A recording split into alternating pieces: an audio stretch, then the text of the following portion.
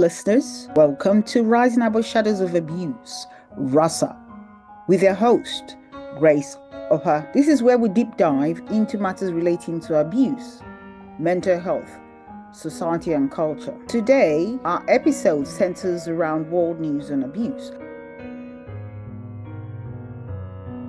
From the Independent. Across the world, in Afghanistan, Iran, Pakistan, women are being denied the most basic right, writes Channel 4 news presenter Kathy Newman. Independent News, Friday, 7th of March, by Kathy Newman. Last summer, the Taliban introduced a new set of vice and virtue laws, one of which banned women not only from showing their faces, but also from speaking outside their homes. If anyone ever questions the need for an International Women's Day, the answer is right there in Afghanistan. Don't get me wrong, there were a few important milestones reached and glass ceilings shattered in 2024. Women now occupy nearly 45% of board positions in the FTSE 100, for example, and Kemi Badenoch became the first black woman to lead a major UK political party. But look across the world, in Afghanistan, Iran, Pakistan, I could go on, and women are being denied the most basic rights. So as this International Women's Day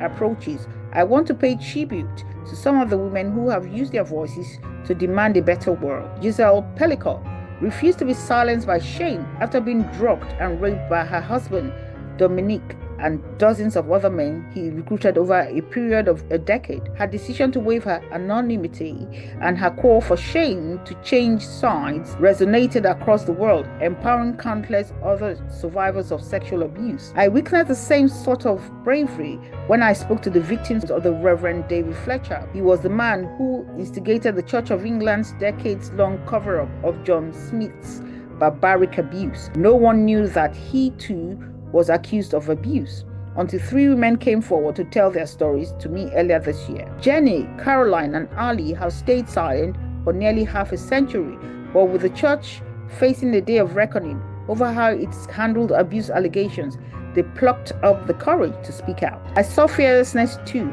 in the Bishop of Newcastle, Helen Ann Hartley's refusal to toe the line and protect the establishment, instead breaking ranks with our fellow bishops to challenge the two men at the top of the church, Archbishops Justin Welby and Stephen Cottrell, who have both been accused of failing to do enough to stop abuse over many years. Welby became the first Archbishop of Canterbury in history to be forced to resign, but since calling for his resignation in the autumn, Bishop Helen Ann has been ostracized by other senior church figures. That same determination to use a public platform to call for change was what motivated Love Island star Charlie Jane Burt to talk about becoming a victim of an AI deepfake. A photograph of her was taken without her permission, then nudified and shared on the internet. I met her in the aftermath of Channel 4's news own investigation, during which my colleagues discovered I've been deep-faked too. Charlie Jane has campaigned